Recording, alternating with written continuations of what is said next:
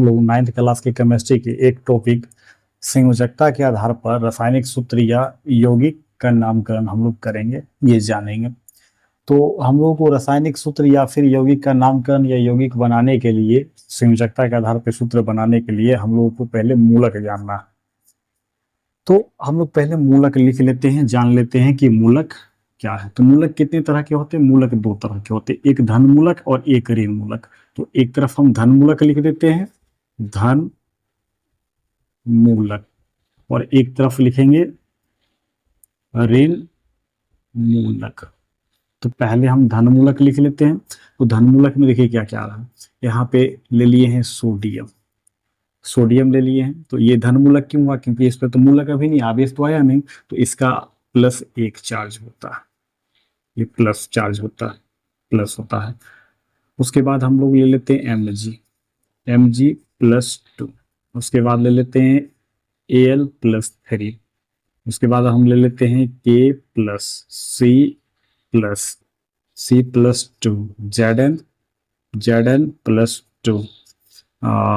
Fe+2, Fe+3, Cu+1, Cu+2।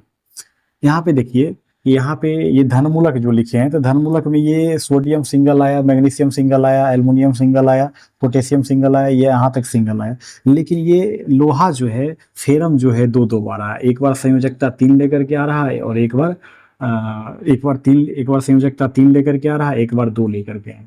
और ये जो हम लिखे हैं, हम लोग ये धन मूलक लिखे हैं, और ये चार्ज जो दिख रहा है इसी को हम लोग संयोजकता कहते हैं। यानी कि ये सोडियम ने 1 इलेक्ट्रॉन त्यागा है, मैग्नीशियम 2 इलेक्ट्रॉन त्यागा है, एल्युमिनियम 3 इलेक्ट्रॉन त्यागा है। यानी कि जिसपे जितना जो है मूलक दिखेगा, आयन दिखेगा, उसने अगर प्लस है तो इलेक्ट्रॉन का उतना त्याग किया है, अगर माइनस दिखेगा इधर तो उतना ग्रहण किया है। तो यहाँ पे ये धन मूलक है, इलेक्ट्रॉन त्याग करके आया है, इलेक्ट्रॉन का त्याग किया है, इसलिए ये सारे के सारे हो गए धन मूलक हो गए। तो यहाँ पे जो है, यहाँ पे ये लोहा परमाणु जो है, लोहा एक बार संयोजकता 2 दर्शा रहा है और एक बार 3 दर्शा रहा है। बाकी ये सब जो है ये एक संयोजक, मात्र एक ही बार संयोजकता, एक परमाणु एक ही बार संयोजकता दर्शा रहा है। लेकिन ये लोहा एक परमाणु है और 2 बार संयोजकता दर्शा रहा है, कॉपर 2 बार संयोजकता दर्शा रहा है। तो इसमें क्या होता है कि संयोजकता के आधार पर जब एक ही परमाणु जो है, धन आयन में एक ही परमाणु जो है 2 बार संयोजकता दर्शाए, तो जो संयोजकता कम रहेगा उसके नाम के अंत में जो है अस लगाते हैं, और जो संयोजकता ज्यादा रहे उसके नाम के अंत में एक लगाएंगे। तो इसमें अस लगेगा, इसमें एक लगेगा। तो यहाँ से हम लोग करते हैं नामकरण। तो इसका नाम क्या हो जाएगा? इसका नाम होगा सोडियम, सोडियम, सोडियम। अब बाकी यहाँ पे अस और एक लगेगा, क्योंकि ये एक ही परमाणु 2 बार संयोजकता दर्शा रहा है। और इसका नाम मूल नाम ही लिखेंगे, क्योंकि ये यहाँ पे जो है ये एक ही बार संयोजकता दर्शा रहा है। तो इसका नाम क्या हो जाएगा? Magnesium, magnesium. इसका नाम क्या होगा? एल्यूमिनियम। इसका नाम क्या होगा? पोटेशियम। इसका नाम क्या होगा? कैल्शियम। इसका नाम क्या होगा? जिंक। इसका नाम क्या होगा? अब देखिए यहाँ पे कम संयोजकता दर्शा रहा है, ये कम दर्शा रहा है, लिखेंगे ऐसे फेरम नाम होता है तो लिखेंगे फेरस, फेरस। इसका लिखेंगे फेरिक, नाम के अंत में एक लग गया, इसमें अस लग गया। यहाँ भी लिखेंगे, क्या लिखेंगे? क्यूप्रस। इसका लिखेंगे क्यूप्रिक। अब हम लोग ऋण मूलक लिख लेते हैं। तो ऋण मूलक लिखते हैं, जैसे मैं लिखता हूं N, तो इस पे जो आवेश होता है -3 होता है, यानी इसने 3 इलेक्ट्रॉन ग्रहण किया। और भी हम ऋण मूलक लिख लेते हैं। तो पहले इसी से नाइट्रोजन से संबंधित और लिख लेते हैं। NO2, NO3, इसका संयोजकता 1 -1, इसका -1। और फिर लिख लेते हैं ऑक्सीजन, और फिर लिख लेते हैं फ्लोरीन, क्लोरीन, सल्फर, SO3 लिख लेते हैं, SO4 लिख लेते हैं, उसके बाद CO लिख लेते हैं, या OH CO3 लिख लेते हैं, OH लिख लेते हैं। चलिए अब इसका संयोजकता देखते हैं। इसका संयोजकता होता है -2, इसमें यानी ऑक्सीजन 2 इलेक्ट्रॉन ग्रहण करता है। इसका -1, इसका -1, इसका -2, इसका -2 संयोजकता, इसका -2, इसका भी -2, इसका इसका जो कार्बोनेट का जो होता है इसका भी -2 और इसका OH का -1। अब नामकरण करते हैं।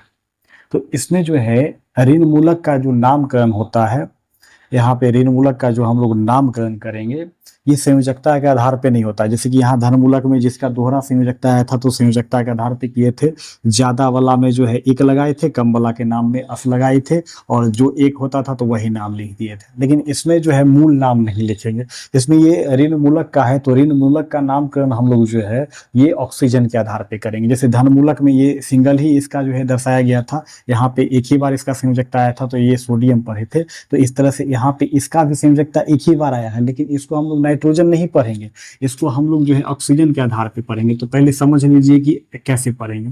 तो जिस यहाँ पे जो है जिसमें जो है ऑक्सीजन नहीं हो, जिसमें ऑक्सीजन नहीं हो तो उसके नाम के अंत में हम लोग आइड लगाएंगे, आइड। जिसमें कम ऑक्सीजन हो तो उसके नाम के अंत में आइट लगाएंगे, और जिसमें अधिक ऑक्सीजन हो उसके नाम के अंत में जो है अधिक ऑक्सीजन हो उसके नाम के अंत में एट लगाएंगे। तो अब बताइए यहाँ पे नाइट्रोजन के साथ ऑक्सीजन है तो बिल्कुल नहीं, तो क्या लगाएंगे यहाँ पे नाइट्राइड, आइड आ गया नाइट्राइड। यहाँ पे कम ऑक्सीजन है तो यहाँ पे क्या आएगा नाइट्राइट।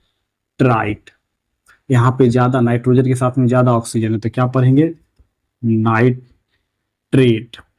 यानी कि कम ऑक्सीजन था तो आइट पर तो नाइट्राइट हो गया, ज्यादा ऑक्सीजन है तो एट लगा दिए तो नाइट्रेट हो गया।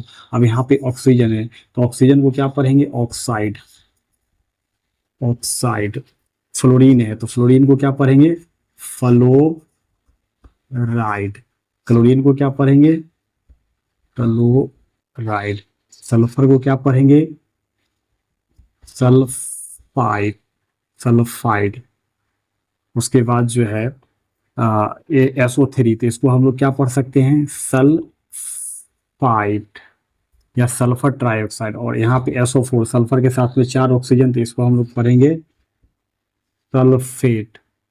और यहाँ पे इसको हम लोग पढ़ेंगे CO3, इसको पढ़ते हैं कार्बोनेट। और यहाँ पे है OH तो इसको हम लोग पढ़ते हैं हाइड्रोक्साइड। यहाँ भी लग गया हाइड्रोक्साइड। तो यह इधर हो गया ये धनमूलक हो गया और ये ऋण मूलक हो गया। मैंने यहाँ पे धनमूलक का ये सारा का संयोजकता भी लिख दिया है और इधर भी ऋण मूलक का सारा का संयोजकता लिख दिया। और अब हम लोग सूत्र बनाएंगे। तो इस सूत्र बनाने के लिए एक धातु पक्ष का चाहिए, एक अधातु पक्ष का चाहिए। सूत्र बनाने के लिए क्या चाहिए, एक सूत्र बनाने के लिए एक धातु चाहिए तो दूसरा क्या चाहिए अधातु चाहिए। एक अगर धन मूलक होगा, एक क्या होगा धन मूलक होगा तो दूसरा क्या होगा ऋण मूलक होगा, ऋण मूलक होगा। क्या एक धन मूलक तो एक ऋण मूलक, एक धातु तो एक अधातु। तो जैसे देखते हैं कि पहले हम ले लेते हैं सोडियम, एक धातु पक्ष का लेते हैं, इसका संयोजकता एक, और एक इधर से भी कुछ भी हम ले लेते हैं। जैसे कि हम ले लेते हैं क्लोरीन, तो क्लोरीन का भी संयोजकता ये क्या होता है -1 होता है।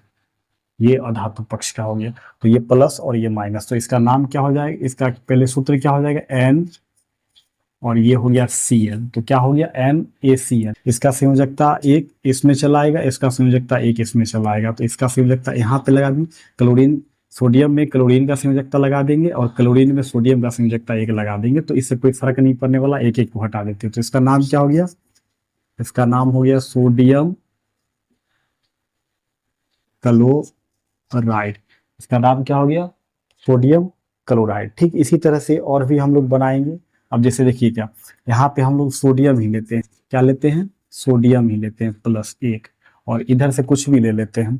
इधर से जैसे हम ऑक्सीजन ले लेते हैं तो ऑक्सीजन ले लिए तो ऑक्सीजन का संयोजकता कितना होता है -2।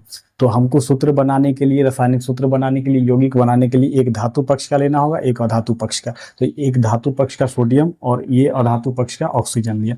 तो अब देखिए Na लिखेंगे और इसका संयोजकता 2 है तो इसमें आ गया। उसके बाद क्या लिखेंगे O, इसका सोडियम का संयोजकता 1 है तो लिख देंगे ऐसे, और 1 लिखने से कोई दिक्कत नहीं है, 1 को हटा भी सकते हैं, 1 हटा देंगे तो क्या बन गया Na2O, तो इसका नाम क्या हो जाएगा सोडियम ऑक्साइड।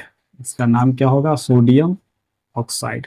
क्या हो गया इसका नाम सोडियम ऑक्साइड। तो ठीक इस तरह से आप लोग और ज्यादा से ज्यादा बना सकते हैं, जैसे एक इधर से लीजिएगा एक इधर से लीजिएगा, जैसे हम मैग्नीशियम लिए तो मैग्नीशियम के बाद यहाँ पे कुछ भी ले लीजिए, जैसे मैंने लिया मैग्नीशियम ऑक्सीजन तो इसका भी संयोजकता दो इसका भी, तो इसका क्या हो गया मैग्नीशियम ऑक्साइड। सूत्र क्या हो जाएगा MgO, उसके बाद मैग्नीशियम क्लोराइड MgCl2 तो मैग्नीशियम क्लोराइड। उसके बाद अगर हम लोग यहाँ पे कुछ भी ले लेते हैं, जैसे एल्युमिनियम ले लेते हैं और क्लोरीन ले लेते हैं तो AlCl3 तो एल्युमिनियम क्लोराइड हो जाएगा, एल्युमिनियम और ये क्लोरीन का क्या हो जाएगा क्लोराइड हो जाएगा। तो ठीक इस तरह से जो है आप लोग इसका उपयोग करके धनमूलक और ऋणमूलक का उपयोग करके आप लोग बहुत सारे सूत्र का निर्माण कर सकते हैं। और कमेंट में जरूर कमेंट करके बताइएगा कि आप लोगों को समझ में आया कि नहीं, कितना सूत्र जो है ये बन गया और उसका नामकरण